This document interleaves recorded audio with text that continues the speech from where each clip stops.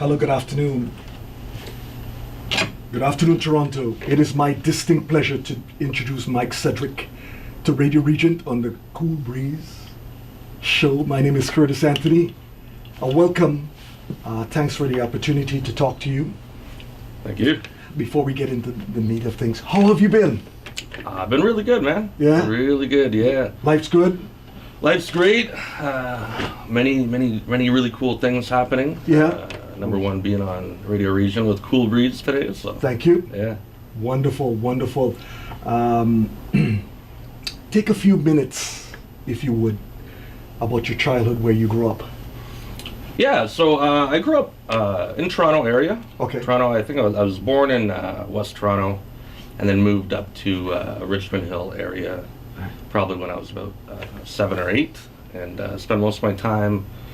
I went to high school in King City and I moved back to Toronto recently kind of to facilitate playing music in the city, just a little bit easier for that. All right, Yeah. all right.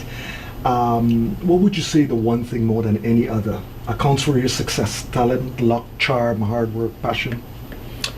Yeah, that's a great question. I think the most important thing, you know, and I always tell people this when they ask me questions regarding that.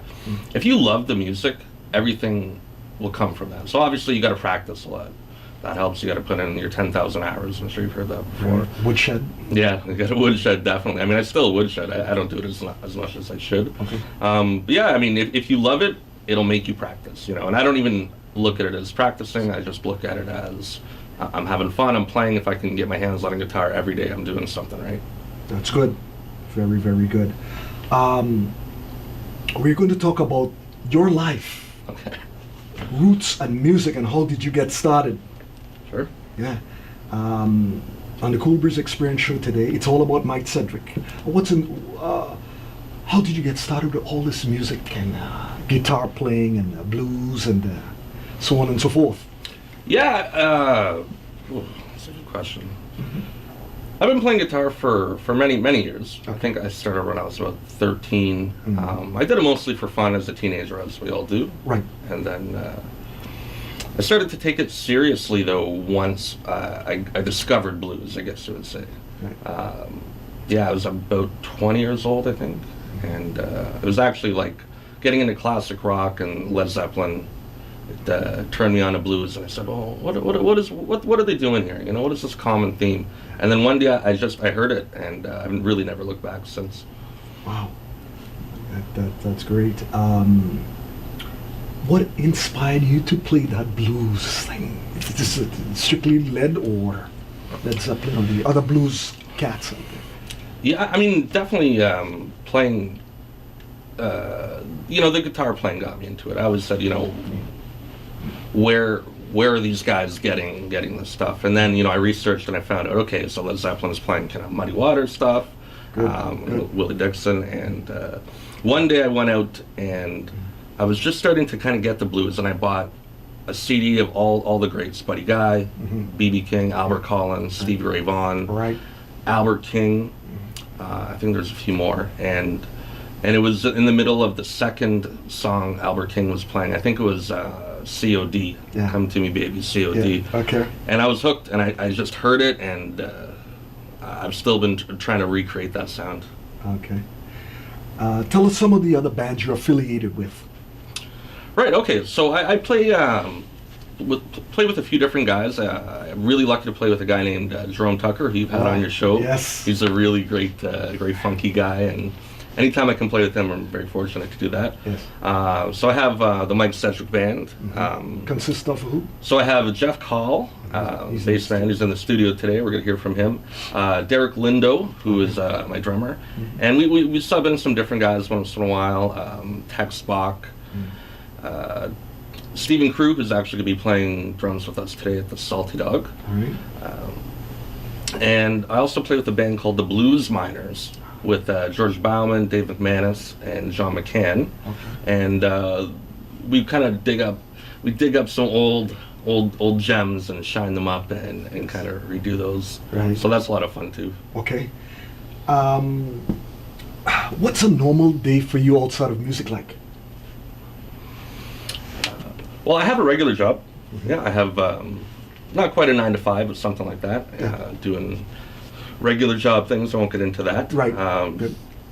But then as soon as I get home, I'm looking at, where can I, do I have a gig tonight? Mm-hmm. If I don't, which one of my friends are playing, I'll go and check them out, support live music. I try to woodshed a little bit, but that usually happens at 3 to 5 in the morning after the night's over. Okay. Yeah. Tell us, when you and your instrument are alone, tell us about that intimacy. Yeah, man, that's really my happy place.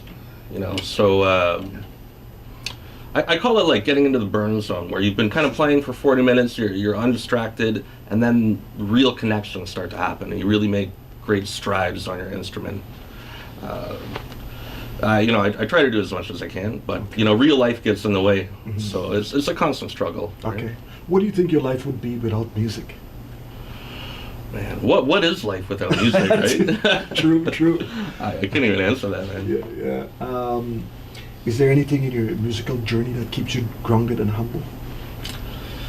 Yeah, definitely. I mean, it's not a great time to be a musician if you want to go a professional route. Right. So just seeing watching other guys play, my friends and fellow musicians doing their thing, and just getting to see great players on any given night in Toronto. And Toronto's a really great city for music. Man. Yeah. Yes. Mike. We're gonna get down to the nitty gritty, the meat and juice and gravy of the music. When I saw you at the Beaches Jazz Festival. Right. And you came up to me. I was watching the Jerome Tucker perform. That's right. Yeah. And you said to me, "You're the Koolbreeze." I said, "Yeah." I said, and I was taken back a little bit. And you said to me, "You have no idea of the magnitude of what you have created at Radioregent." Yeah. And that was inspiring to me. I love that. And yeah, I think you're kind of bringing it back to to what's important in music, man. Keeping it real, and real people telling real stories through their music. And I think in today's day and age, maybe that gets lost a little bit. Everything has to be the more success you have, it becomes big and flashy. Yeah. Right. But at the core of it, it's independent artists gonna keep it rolling. I think. Keep it rolling. Yes. Yeah. Yes. And then you were the third person who said that to me. And when you're working and you keeping that machine, you never have time to reflect. And when you said that to me, I went home and I go, what did I do that inspired these guys and get them energized and fired up? And I go, wow. But I was really tired of Friday night because I did some overtime. Got home, I said, I'm gonna get a quick power nap, shoot down to the Salty Dog. This in August. And as I walked in the door, you were plugging in an amplifier, guitar into an amplifier, and you looked around, you saw the Koolbreeze and the expression in your face, and it's like, I gotta perform real tight. It just got real at that point, man. And you had Tom Robertson. Yeah, Tom. Tex Back. Yeah. Jeff Call, Chris McHardy, Max Rubino, Paul Polisano, Paul Renault, Stephen Greenaway, Robin Hutchinson, Johnny Wong, Donna Flynn, Colin Sloss, Walter Rubino. Am I sharp or what? If I was any sharper, I'd be a bread knife. I remember all the names. Okay, and you guys were throwing it down. I thought I was somewhere in Mississippi because it was rich, raw, and pure, man. Yeah. Doesn't get any better than that.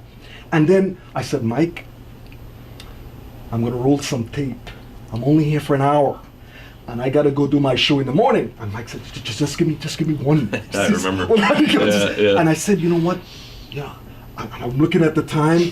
Mike says, just one more, just another 5 minutes, and we're gonna wrap it up. And not 5 minutes. I was there till 12:30, and didn't regret any moment because the magic of the moment was there. Yeah. And I was glad to cover the guys, give them a nice coverage. Yeah, it's funny when you're reading through that list. Yeah. I forgot to mention like a bunch of those guys I played with. Throw it in there. Tom Robertson was actually one of the first guys that I played with in the Tom Robertson band at Grossman's Tavern, which I play there the first Thursday of every month now. Okay. So Tom was really one of the guys who saw me at a jam about a year and a half ago and said, "Hey, come out and do a gig with me." Right. And that's when it all started. So I'm relatively new to doing all this. Good. And I played with Paul Polisano. So I'll be playing with Paul Polisano actually today at the Salty Dog from 3 to 7. And Paul's a really great blues and R&B guy. He's been around for a long time, and I'm looking forward to that. Right. And after you did that performance at the Salty Dog, 2 weeks later, we were back at Grossman's Tavern with Nick Tabarais. Nick Tabarais, yeah. Derek Lindo. Yeah. Jeff Carl.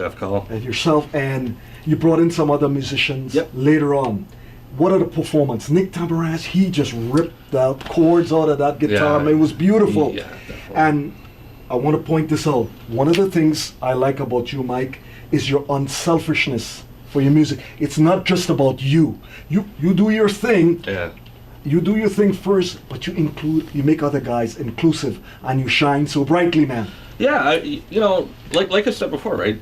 All of these local guys, they inspire me, right? Of course. So I would go and see Nick Tabarais play, regardless of if I was doing the gig with him, right? The guy is really, really talented. He's definitely going to go somewhere.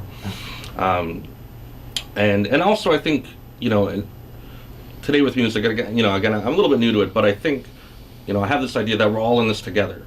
That's right. Community. And it's we're only going to help each other out, giving each other exposure and time to shine. Precisely. There's a lot of guitar players like friends of mine. Nick Tabarais is amazing. Fabio Dwyer is another guitar player who comes out, and he's a good friend of mine. Man, who am I missing? The names will come to you. Yeah, Mike Nagoda.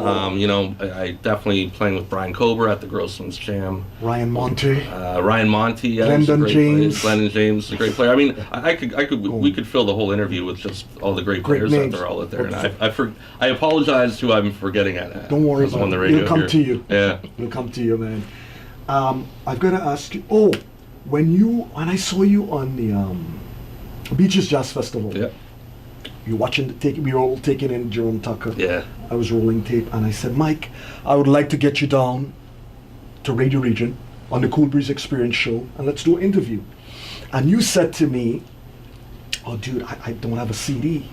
Yeah. I said, that's standard with broadcast. I said, with the Koolbreeze Experience, you don't need a CD. All you need is, can you play? Your prerequisites, can you play? Right. Do you have a good attitude? Yeah. And do you have great stories? Yeah. And everybody here has that. Yeah. And here we're here rolling tape. Oh, that's amazing, man. It doesn't get any organic than that. Today, by the way. Your show's amazing. Thank you. We always do really great interviews. So. Thank you. I have to ask you, Mike. Jazz music has sophistication, improvisation, and complexity. Yep. What does the blues have that's different? That's the $1 million question, isn't it? I think, for me, I can only really speak for myself, right? I see a lot of jazz guys, and trust me, I'm completely in awe of what they do, and I feel like a beginner when I watch these guys. Right.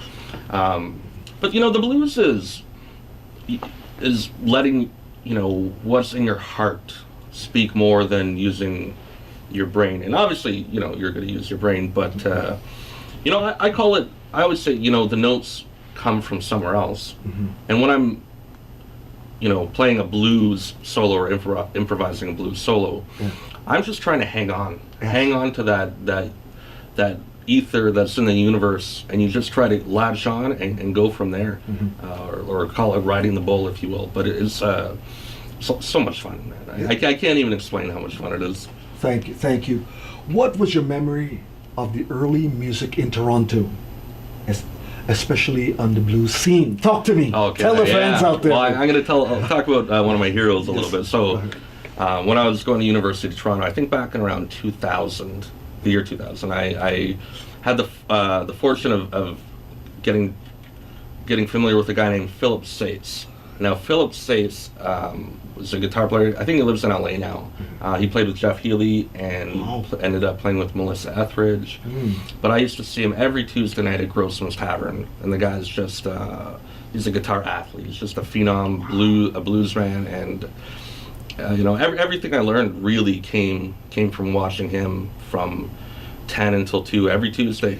I've been there, I've seen him maybe 50 or 60 times, and I would take it all in, and then I'd go home, woodshed, and come back the next week, and I just remember that energy. Like, what is he doing on the guitar that is so different, and is taking me on this journey or whatever.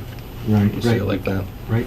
Tell us about the Three Kings in blues. Oh, the Three Kings. That's easy. Well, obviously we've got B.B. King, yes. Albert King, and Freddie King. Right. But I'm going to say for me, B.B. King is really amazing. Albert King, obviously, they're all three of them are huge influences. But Freddie King is highly underrated, and he's just he's a funk man.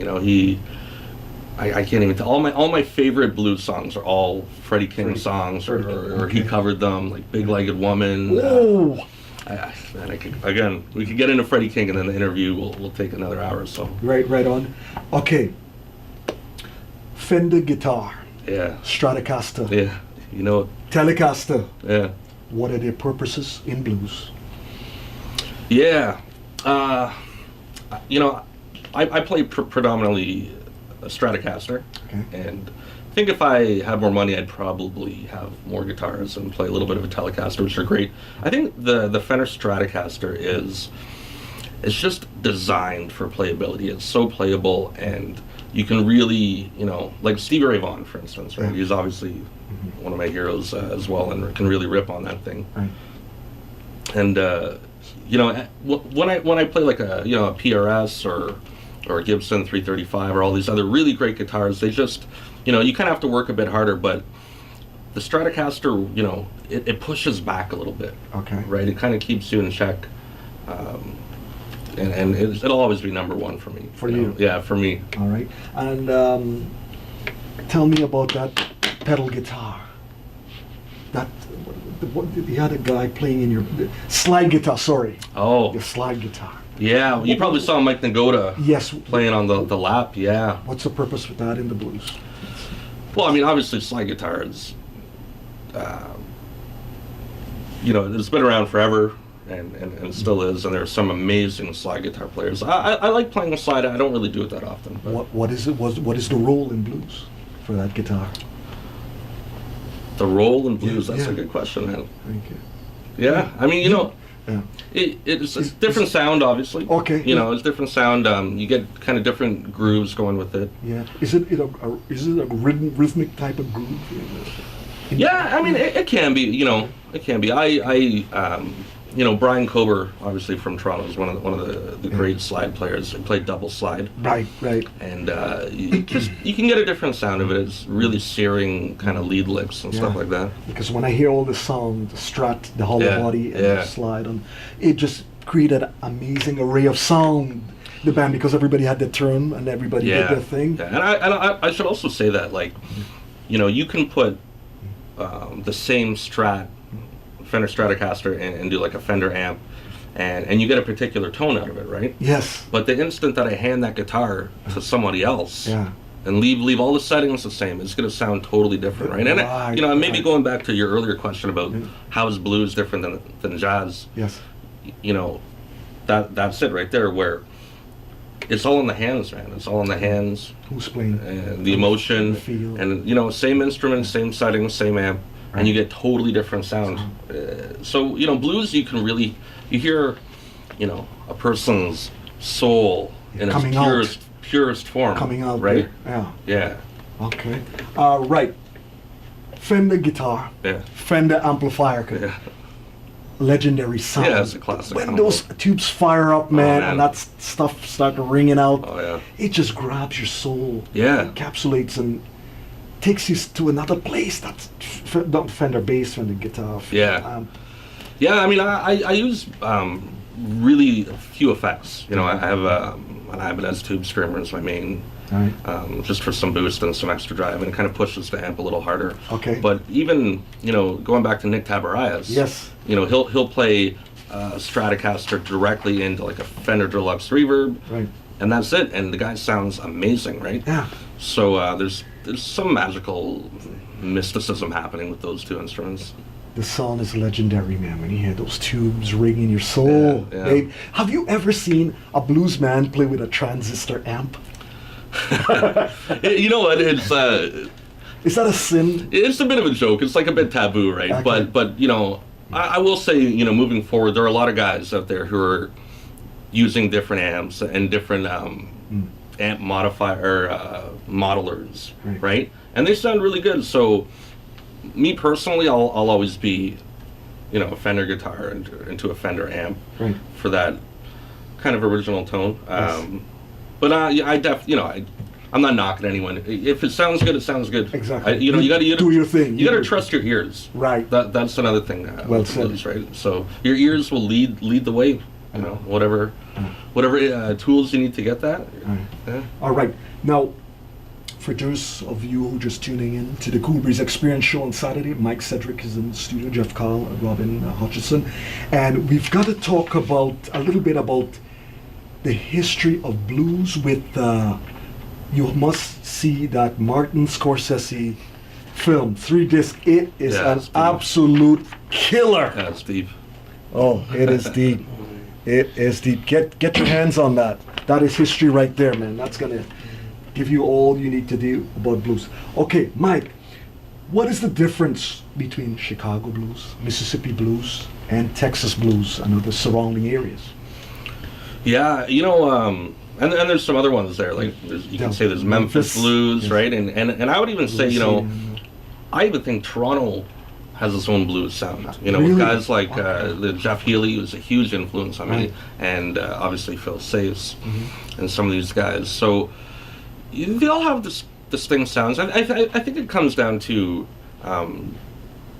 you know, it's a bit of a hard question to answer right here. Yeah, no problem. But you know, Texas blues is like the Stevie Ray Vaughan sound. Yes. You know, T-Bone Walker. Chicago blues is a very specific sound. You know, different rhythms, different tonalities. You know, but I mean, it really is just a taste. Taste. Yeah, Gotcha. And I like them all, obviously. As a blues guy. Right. Some of the greats in blues: Robert Johnson, Yeah. B.B. King, Howlin' Wolf, Muddy Waters, Meade Lux Lewis, Otis Rush, John Mayall, Taj Mahal, Bessie Smith, Sonny Boy Williamson, Yeah. T-Bone Walker, Willie Dixon, T-Bone. Jimmy Reed, Bobby Blues Band, Lonnie Johnson, Buddy Guy, Eric Clapton, Stevie Ray Vaughan, Freddie King, Elmore James, Son House, Lightning Hopkins, Big Joe Turner, Otis Spann, Chuck Berry, Charlie Musselwhite, just to name a few. Yeah, you can even throw Hendrix in there. Right? Yes, he was integral in that set. Sure. Who's the one guy that just stood out there for you?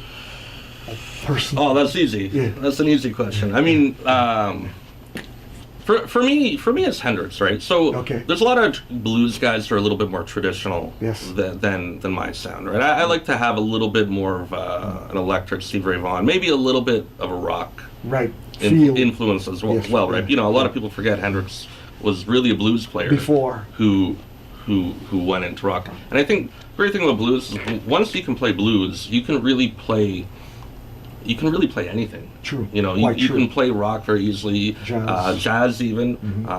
Pop, every funk.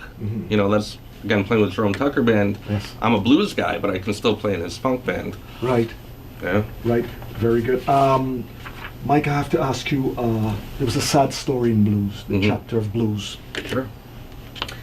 No respect to further the genre, in my humble opinion. Yeah. The music was thrown in the garbage, picked up by the English, sold back to the Americans, thanks to Rolling Stone, Led Zeppelin, and Eric Clapton, and guys like that. Yeah. The mother of American music from African roots and things. What's your view on that? Well, why is that?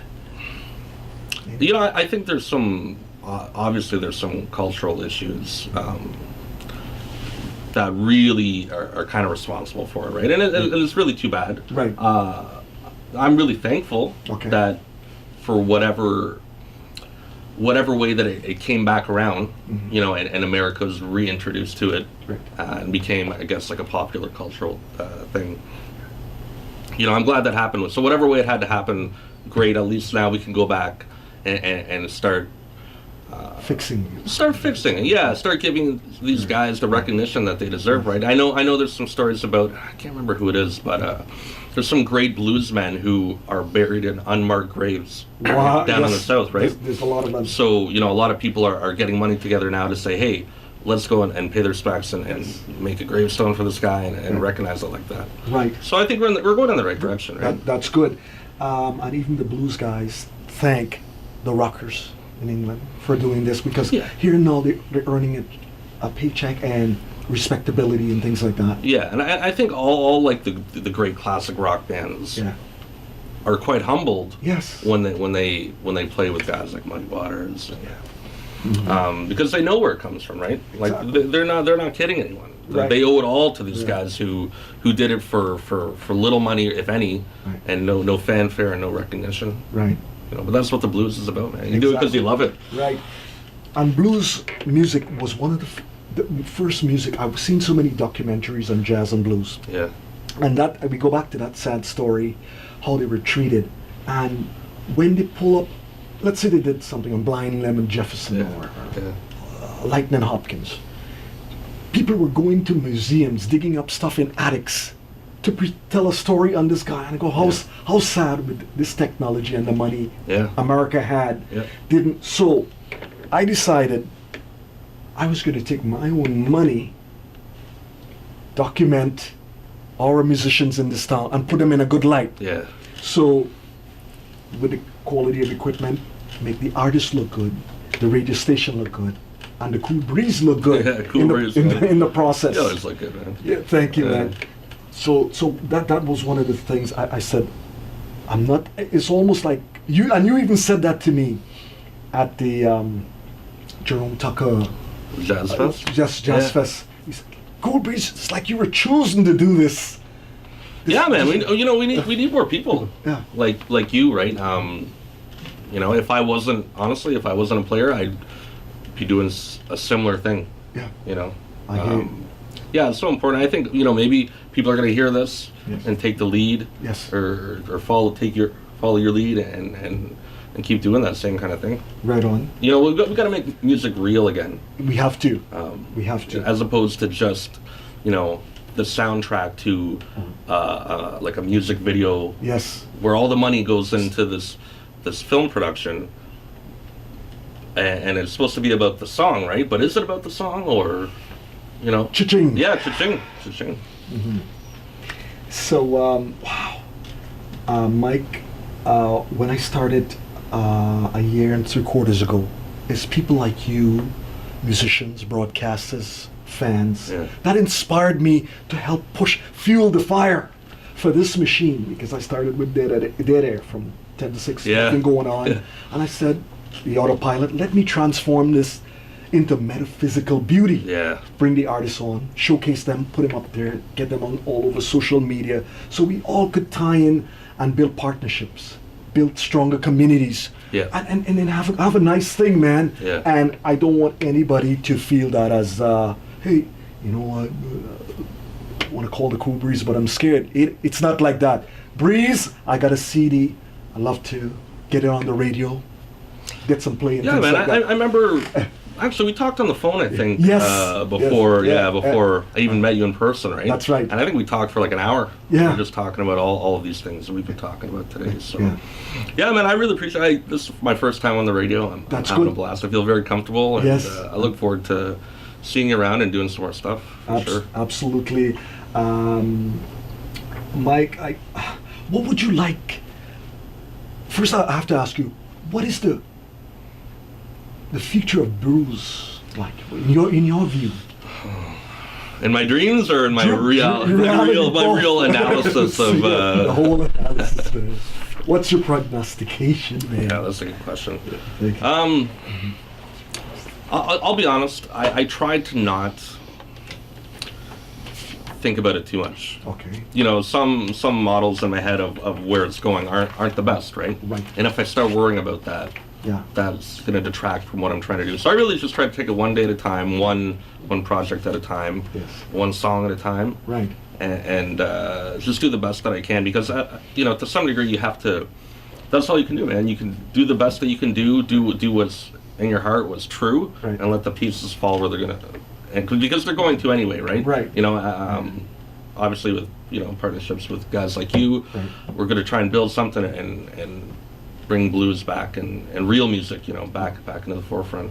Thanks to you and your group and and all the musical counterparts to Yeah. helping this groove come alive, man. And your folks energize me to even want to reach greater heights.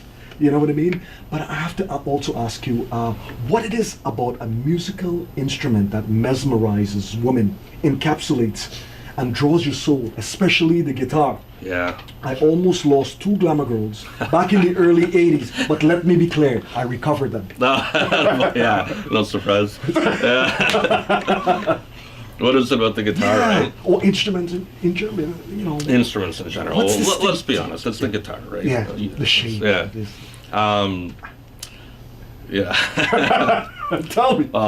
My girlfriend's in the room, so I'm gonna. Oh, yeah, I'm tone it down. I'm gonna tone it down. Down, Give okay. you the abridged version. Yes. But when I'm playing guitar, right? Okay. It's not just my hands that are going over the board, right? Mm-hmm. When you play blues, your whole body gets involved. So it's really. Now we're getting mystical, right? You said this is going to happen. Yes. It becomes a dance. Yes. With the instrument and with the music, and I try to just let go and let it happen. Maybe that has something to do with it. I'm not really sure. You should ask Robin when you get there. Mike, when you're on stage performing, Yeah. and you see that crowd getting all riled up Yeah. with your music and things like that. Tell us about that mystical, magical moment that goes on. That's what it's man. all about, man. Energized you. Yeah, that's really what I do it for. I mean, you really can't describe it. There's nothing like it, right? It's some of the best moments I've ever had in my life are on stage when everything's clicking, right? Right. And again, like I said before, I'm a conduit now Yes. for this energy and this music that's just happening. Right. And I'm not so much in control. Okay. I was just sort of reacting and trying to let that flow without interfering as much because it's already there.